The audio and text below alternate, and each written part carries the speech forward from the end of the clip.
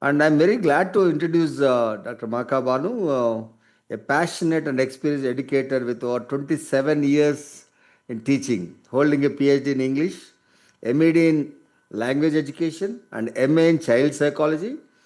She has taught across diverse educational settings from Aga Khan Education Foundation and Chirac International School to the Ministry of Education, Public of Maldives, with 17 years of teaching experience in engineering colleges, Telangana, and currently she's working as assistant professor of English at Anurag University. Her specialization in language teaching and mainly focuses on developing the communication skills for engineering students. She has published research papers in reputed journals and participated in national and international workshops. Our academic practice is rooted in adoption of innovative pedagogy, academic excellence, and continuous learning. And we are glad and we are happy, ma'am. Thanks for giving us the time. Now, I will invite you to talk on the topic the narratives DataVerse, reimagining data through narrative intelligence. Welcome, ma'am. Welcome. Thank you so much, sir, for such a courteous introduction. I'm truly honored and delighted to be part of this distinguished series of talks of your esteemed channel. Truly speaking, sir, your talks really empower individuals. The way you try to, promote awareness and benefit the society as a whole, it's very appreciable, sir. Thank you so much. And coming to my session today, without further ado, let's get into today's session. As the title goes, the narrative data verse, I've taken up this title on a personal note. Now, we all know that we are living in the era of digital technology. So, I, being English faculty, I don't want English to be sidelined. So, I thought this way, this topic, okay, tries to bridges English and the data studies, and I will try maximum to correlate these two subjects, giving importance to both data studies as well as to Can you English. put it in the So, slide dear mode, friends, madam? Slideshow. yeah, I'll Thank do it. you. So, yeah, I'll do it. Yeah, Very good. Nice. thanks.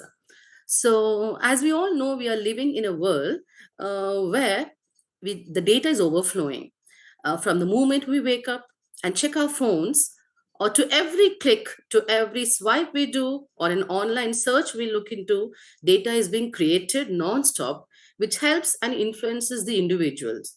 Now, I said that it tries to help and influence the individuals, but there is little bit of, it makes a little difference over here. It influences people, but not in a very effective manner. So, how to influence people and help them to make decisions with the help of the data? Okay, so here comes my topic, that is narrative data verse. That is nothing but, in simple words, if at all we have to put it, it is data storytelling. That means storytelling which brings data to life. Now, here I have tried to use data plus narrative plus visuals. Now, this tries to help data presentation or data interpretation, making with the help of the story, it makes it very impactful.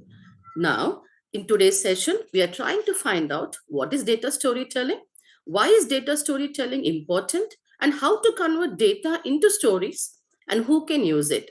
Now, I am trying to take up the basic forms of data storytelling because it's a very big, what we say, arena where we cannot venture within this half an hour. So I'm trying to help out with teachers who are into primary or secondary school teachings, or into like UG courses and all. Somewhere this type of presentation or inclusion of this data storing will try to help them in day to day like teaching learning process. So now basically coming to the first question, that is, what is data storytelling? uh, the technical meaning of this is that a method that allows sharing data through a story that provides for easier understanding. Now, please try to understand. I've tried to put three words in, I tried to change the color over here. It is sharing data. Okay, fine. How are we going to share the data? Not just by presenting the info or the numbers. We're going to do it with the help of a story. Why are we going to use the story as a medium here? Just to make the understanding very easy or relatable. So this is all about data storytelling. Now coming to why is data storytelling important to us? Okay, now we can become just like data scientists or data analysts, but to make some difference, to make some influence, okay, this data storytelling is important because it tries to transform the raw data into meaningful insights. And not only that, it makes data understandable. It's not only about the picture of the numbers, okay, it makes the data understandable and tries to highlight what matters. It's not just you see the numbers and forget the story. No, it tries to give you the plot of the story or plot of the the main idea of the presentation. And not only that, the most important thing in this data story or the most important element is that it engages both logic and emotion. So here we can understand always the stories connect people or connect the audience just because they try to play with the emotions. Okay, fine. And data, when we take it into the technical aspect of it, it's all about the logical figures. Okay, so now data storytelling is trying to engage both logic and emotion. And the gist of the whole thing is that it makes data actionable, relatable, and valuable in real world contexts. Now, how to convert this data into stories? Now, everybody can't be a storyteller, but we can try, or we can try to make some difference in our talk. We can try to engage the audience, or we can try to connect to the audience, just trying to take a few things or few futures into our mind and present the thing. How to do it? Know your audience. First and the foremost thing, whether it is data representation or like a talk or an oral presentation or whatever it is, first we should know the pulse of the audience. That is, like, we should know the wavelength of the audience, otherwise it goes bonkers. So first know your audience, then try to define your intent. Now, why is that I'm presenting this data in front of this audience? Okay, what is the message I want to give to this gathering over here? You need to know the intention behind presenting this data.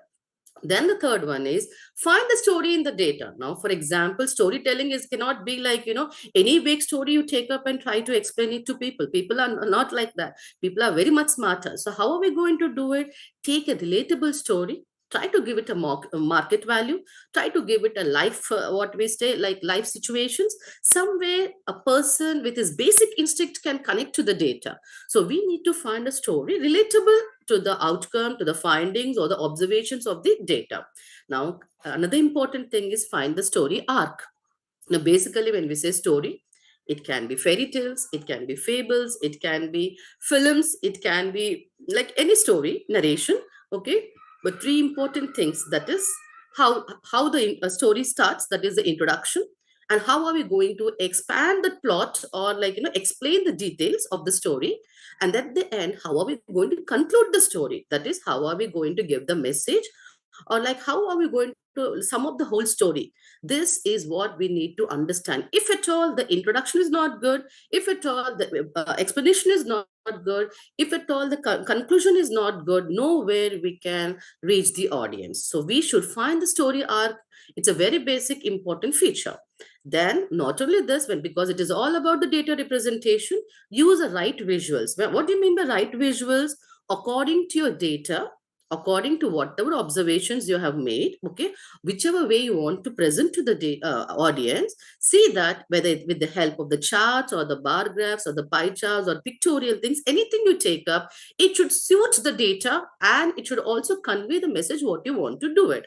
And the most important thing, add human touch. This is what, some of the good presentations, they fail. They don't connect to the audience because they don't have the human touch. They just come, present the data, okay, and they think that the job is done. But no, until and unless there is some message passed on to the other part of the other side of the audience there, it cannot really convey the message. So please try to add human touch over here. So now the three elements of data storytelling, I have taken data here, the narrative and the visuals are the three elements. Now, what are we going to do? How are these three very important elements of a data storytelling? Now, let's see data. What are we going to do with the data? We are going to explain this data with the help of the narratives. Okay, fine. How are we going to explain this story? With the help of the visuals. What happens when you narrate the story? You try to engage okay, with the help of the visuals. And what happens when you show them the right visuals? They try to enlighten, we try to enlighten the audience with the real message. So there is a transformation, there is a change, but we are trying to explain, we are trying to engage, we are trying to enlighten. So it's not just explain and enlighten, it's we are trying to engage them with the help of the narratives. So now I'll just try to give you a basic example. Here I've taken, sorry, here I've taken what we say a growth timeline, like how a seed is like, tries to become a fruit in its course of like, growth. So here it's a very simple presentation, a raw data a slide, okay, fine. It shows a linear progression. You can see seed, seedlings, tree, fruit in a straight line. It's a linear progression, okay, fine. Not only that, they have given the time intervals that, a seed takes 14 days for its nurturing. Then from there, to become a seedling, it takes 14 to 30 days. And then to become a like a grown tree, it takes almost 1 year. Okay, fine, 180 days to 1 year. Then it starts bearing the fruit in 3 to 5 years. Okay, it's very factual. The data is very clear. Okay, but we are not trying to engage the audience. It lacks some sort of context over here. Okay, now how are we going to make it as a data storytelling? So let me just give you another slide with the same this thing. Okay, fine. Now see, just we can start this storytelling with a one hook that this might look like just like a plant growth chart, but actually it's a story. Now I'm using the word story over here. What is the story about? It's a story of care, time, effort, and transformation. So I'm just trying to tell that it's not seed and fruit. There is so much things like, included in it. It's time, effort, and transformation. So if at all we have to put it like, in other words, I can say that every story starts with a seed. What is the seed over here? It's an idea, a project, or a data set. But data doesn't grow on its own. So what are we going to do? We should take regular care, like, watering it. How do we water it? By analysis, by updating, by cleaning, whatever, like, we want to, the idea what we have. And what after analysis, after updates, how are we going to put it in the right place? Okay, how are we going to give insights to this with the help of the sunlight? Okay, so this I have used the word sunlight in the other way over here. Okay, what will happen if I give this sunlight? It will try to make it grow in a better manner. Okay, fine. Now it uses the same data points like sunlight and water and time as essential elements of the story. But see, it has made some difference. We are trying to like, expand the story. Okay, it's only a and one more thing, you can just see the representation over here. It's not a linear representation. It's not as a straight timeline. I've tried to give it a flowing timeline, which tells about like, it suggests about a journey like thing, or it's like, trying to like show you the evolution of a seed from a fruit. So by trying to add emotions or a purpose and try to give some sort of visual like, rhythm to all these things, we can relate to the audience and turn data into memorable experience. Now if at all we talk about the seeds growing into fruit, somewhere we can also try to like, if somebody listens to this, he'll also try to understand that water is not watering over there, but it's trying to like, give some sort of analysis, interpretations, updates, and all that. And sunlight is not just sunlight, it's an insight to any idea what we have in our data representation. So this way we can play with the words, we can play with the visuals and try to engage the audience. Now at the same time, you may also get a like, doubt what is data visualization and data storytelling. Now look at these two things, two charts over here. This data is fine. It's giving you some sort of like, what we say, observation made in a company. Okay, it's about the annual revenue. It shows that there was some sort of like, fall in the revenue, annual income, okay, by 50%. So it has shown like, from year 3 to year 5. But now come to data storytelling. How is it different from the data visualization?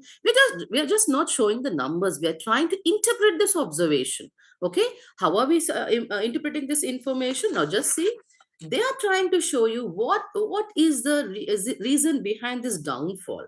Okay, they may, this is according to my assumption, there may be some market conditions or customers behavior which has led to the fall of this, like, revenue, or the internal challenges within the company which has made the revenue decrease, and trying to give you. And one more important thing, please try to understand any story.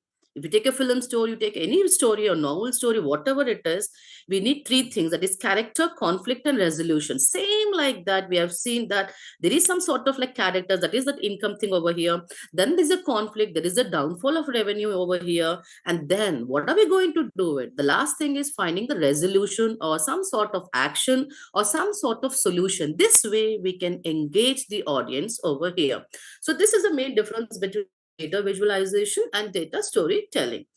Now I'll just try to, like, enhance my view with help of like few more slides over here. Now this is dino dinner. Now it's more like, I can put it this way. This dino dinner, it's like a data story. If at all I have to use it as a data storytelling, then rather just as a visual statistics, I can just tell you this.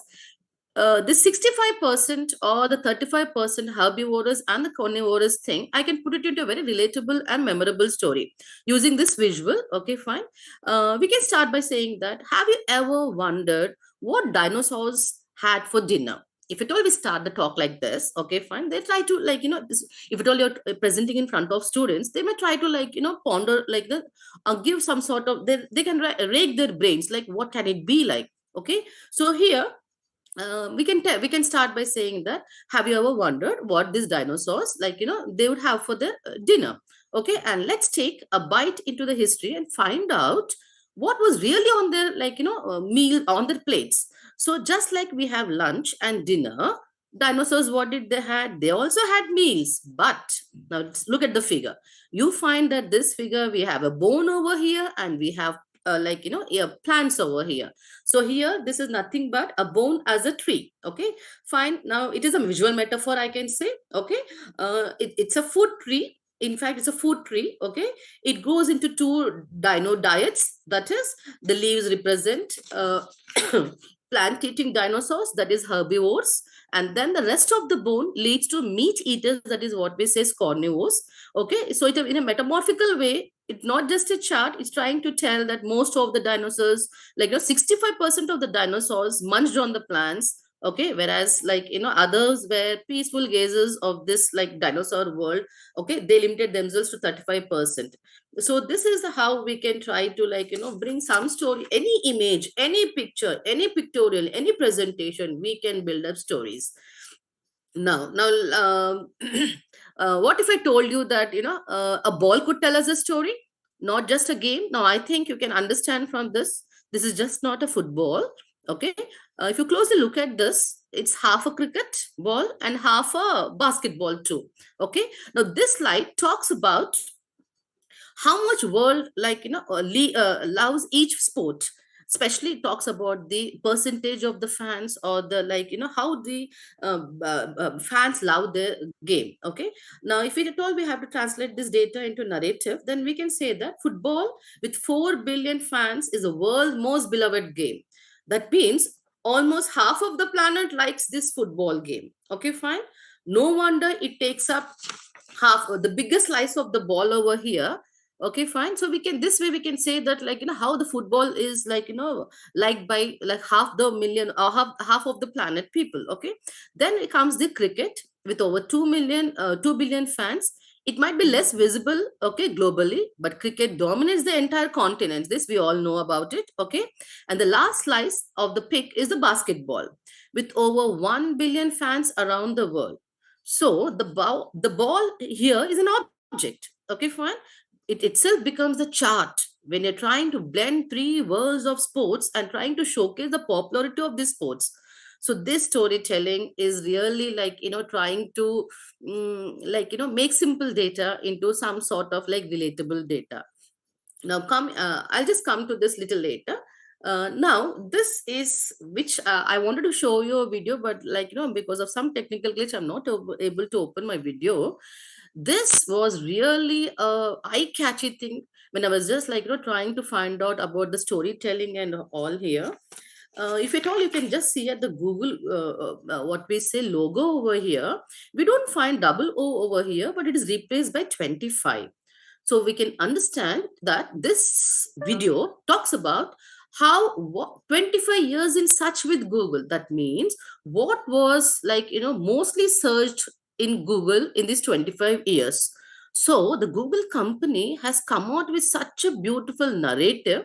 If you really watch the video, it talks about the global interest. They try to connect the culture, the digital memory. Okay, fine. For example, if at all you see, okay, I'm not getting the name of the Barbie when it was made into film. I'm not getting her name. Okay, fine. What do Barbie, the Spider-Man, the Virat Kohli, Pikachu, that is the mascot of Pokemon, okay, and Virat Kohli, Shah Rukh Khan, all have in common. What do they have? Even Hussein Bolt, we have Cristiano Ronaldo. Okay, what do they have in common? So they are the world's biggest conversations over last 25 years. They're in the top search list. Okay, fine. So this is how Google wanted to brand or try to show their ad and try to connect people, telling that Google is not just limited to one country or one company. Okay, they are trying to promote the culture or the global interest or the digital memory. Okay, fine. Now from I think I need not like that. Even the Spider-Man can be seen here. Barbie, especially from Barbie, from toys to movies to again memes also. Okay, fine. It has become a global icon, and around 220 when in I think in 2023 when a film was made, it has put this Barbie topic onto the top search list charts of Google. Okay, fine. Then we have Spider-Man. Okay, whether it is comics, movies, or memes. Okay, we see the Spider-Man swimming back and front in the Google, finding out the screens, or where it is available and all that. And again we have Usain Bolt and Cristiano Ronaldo, the top sports legends. Okay, who did not just win medals, they also won world's attention. Okay, so with their contribution in the sports arena. And we have Virat Kohli, and proud to be Indian, saying that Virat Kohli and Shah Rukh Khan are also into the Google top list search. Okay, though cricket and cinema, they have they have ruled the hearts of billions of searchers in India as well as beyond, in other countries also. So this way, with the help of this keywords over here, we can understand that these are just not just what we say searches, but this is how they try to the Google try to connect, or try to show people that we are not talking about the spreadsheets, we're not talking about the revenues, or we're not talking about their company this thing, but they are trying to show that these faces are the memories or the emotions which connect the people with the Google company. Okay, fine. So let's they also try to give a tagline that the world is very much cared by them. So this is how we love this type of videos or advertisements and all. So, and that's I think exactly what 25 years of Google search reveal is they're trying to make it very, very meaningful. Now, coming to how to important narratives we can use to develop a story and all that. First thing is always remember the starters play an important role. Okay, how are we going to start the storytelling? There are some phrases, very common phrases. Okay, we can use. We need not use bombastic English and all that. Simple English. Okay, so that we connect to the audience. We can just use some starters to begin the data story, let's begin with, or some phrases like this data tells the story of, or once upon a data set. Why not we always use a very cliche thing once upon a time. We can say once upon a data set. Okay, here's what we have discovered, or behind the numbers we see that. This way we can just start. And when we are talk about the the trends or the patterns or the behaviors of the data, then we can say, if at all there are some sort of figures, we have some line graphs, we have some charts and all that, we can say an upward trend in, or a steady increase or a steady decrease. Okay, a significant rise or a significant drop, Then what are the fluctuations, okay, we have observed in this. Try to, like, use I, we, the companies. This way we are trying to tell them that we are, like, we are part of this, whatever it is, we are all a part of this, okay. It's not like making it like just like numerical. Then we also can interpret and analyze the data, like by using the phrases like which tries to give meanings to the number, like this suggests that, this indicates that, the data reveals that, it's clear that, okay. What stands out is like this, we can try to interpret and analyze the data. Now coming to the drawing insight, this is very important because it is trying to bring out the implications or the lessons what we have done during the journey of this data representation, or data, like finding the data and all that, okay. This tells that you're trying to give them, okay, you're trying to give them some takeaways. So we can say the key takeaways, or we can infer that, okay, this could mean that, or interestingly we found that, or we find that, okay, we can do it. And then the story Uh, flow, if at all you want to, like be in the flow of the story thing, we can use some transitional languages, like from this part to this part, this segment to that segment, this section to other section. We can use some sort of, like linking words or linking phrases, like next we looked at, or on the other hand, in comparison to, okay, while this was happening we also observed that, okay, let's now shift to. So this way we are trying to not put a full stop, but trying to put a comma and move on to the next part of the next segment of the this thing, okay, fine. Then we can also have, sorry, then we oh, sorry then we have some, like concluding lines here. These concluding lines are very important because this will try to give you a strong impression, and this is what people will try to carry on, take home with them, okay, fine. So here it can be, so what does this mean for us, okay. This That's how the numbers become a narrative, okay. And that's the story hidden in these stats, okay, especially when we talk about the stats and all that, okay. This is more than data. We are trying to tell them that this is more than data.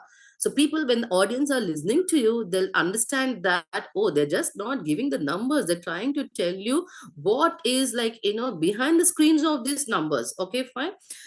This is more than data, it's a call to action now. In the end, the data speaks. We are using the word as data speaks over here. If we really, like learn to listen to this, okay, fine. So here the data speaks to us, okay, fine. And then the vocabulary for tone and emotion. This is, sorry, yeah. Now here, how are we going to make, what is this tone and emotion? This is going to make the story relatable to, and a little bit of human, it will give you the human touch also, okay, fine. Surprisingly, revealingly, shockingly, promising, these are some sort of, like emotions, encouraging, alarming, if at all we look into the data stats and all that, okay. Sudden, gradual, these are some vocabulary which will try to tell you about the, like the rhythm of the intensity of the, like the findings, okay, fine. Then we have something called opening catchy lines, like behind every number is a heartbeat. So like different things we can try to tell them. Let me tell you the story. This chart can't say out loud, so I'm trying to tell you the story. The chart is, like we're trying to tell the chart is dumb over there, okay, fine. Then this isn't just data, it's a window into what really matters. Let's peel back the layers and see what we say, what is beneath the statistics, okay. Think of this graph as a plot. Try to think that there's a twist in the story. So this is how we are trying to, like engage the audience. And the last one is humanize the data. Try to tell them that these numbers represent real people, real choices, real lives of, like whatever observations we have made. Tell them, make them understand that this is not just math, it is something concerned with the emotions, okay. It's about the companies, like the life and the blood, the everything, okay. We can also tell that this is not just a dip in the statistics, but it is a turning point in their what we say growth, or companies, like revenues and all that. Or we can also talk about the downfall, because there are some references where we need to present, like what was the downfall of the companies, this. So that time also we can take some catchy lines which try to make the employees, or the, like people involved in the, like stakeholders, or whoever it is, they will feel that yes, this might be the reason that things did not work out for us, okay. and then let the data may be silent, but the story is very loud enough. So and like yeah, I'll just try to give you a few more things over here. This way, I think, yeah, data with the heartbeat, feel the numbers. There are many phrases. I've just taken a few over here. Every stat has a backstory. So this is how we are trying to involve the audience. Okay, fine, to know what is actually happening, what happened to the numbers. Okay, then it is, this is just not a graph but a narrative arc. Okay, insights that spark the action. Now this is how we are going to make the impact. Okay, fine, we want some sort of decisions to be made, we want some action to be done, we want some resolution to be passed on. So we want to people to look into these, like, insights and all that. Then to make them, like, curious about the chart and all, to see that they don't waver with their understanding. We tell them that let's read between the lines of the chart. What is the data whispering to us? So these words are part of English. We can play with the words like this. So this is what, like, I've tried to take up, like, basic thing about the data storytelling. And one more thing. Now I just, like, nowadays we talk about data analyst, we talk about data scientist. Okay, these are all happening courses and all that. Okay, sorry. So I try to, like, I have gone through the few of them. So I would also like to inform the people, like, whoever is watching, whether it is like faculty, fraternity, or it can be students also. Okay, if at all you want to really get into these things or take up few courses, crash courses, Google is offering data analytics professional certificate course. Okay, then Edureka, it's trying to give data storytelling with Power BI. Please try to understand, it's not AI now, it is BI, business intelligence. This is how we are going to market ourselves. Let's take anything, even education. We need to, like, commercialize it. We need to, like, market our thing. And I think Mahipati sir is the best, like, ambassador in our this business, what we say, intelligence. He is the one who makes things roll. He is the one who's, like, like, trying to help us with, like, admissions and all that. Hats off to you, sir, regarding this. Okay, then we come to US Davis. This is a California company. Along with Coursera, they're trying to give, like, a certificate course. It is data visualization with tablet specialization. Then IBM is also providing a course, data visualization and dashboards with Excel and Cognos. Then Microsoft is also, like, it's a 4 months course. It's a professional certificate one. The title of the course is data visualization.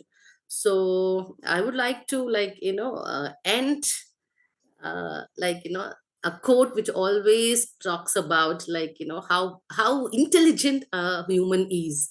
Okay, he can create stories, he can make lives, he can break lives with the help of the stories. Okay, and this is a very powerful quote given by Steve Jobs, the investor, the inventor. Like, especially when he, like, he took up the Zed Buddhism. When he was into it, he became little philosophical and tried to, like, give the human, he tried to, like, venture into human aspect. Till then he was into, like, business and all that. And he tells over here, the most powerful person in the world is the storyteller. He can do anything. Okay, fine. So my concluding statement is, stop sharing data, start telling stories. So this is how I would like to end my session. Over to you, this Mahipati sir. It was a wonderful session, man. Really, the title was awesome, and also how you can share the data as a storytelling. Yeah. And you have given, it was a comprehensive information that you shared. I am sure that Mm. all the people are watching. No, ma'am has given you. Now let's move from AI to BI. It is very important. No, artificial intelligence to business intelligence, which is very important need of the day.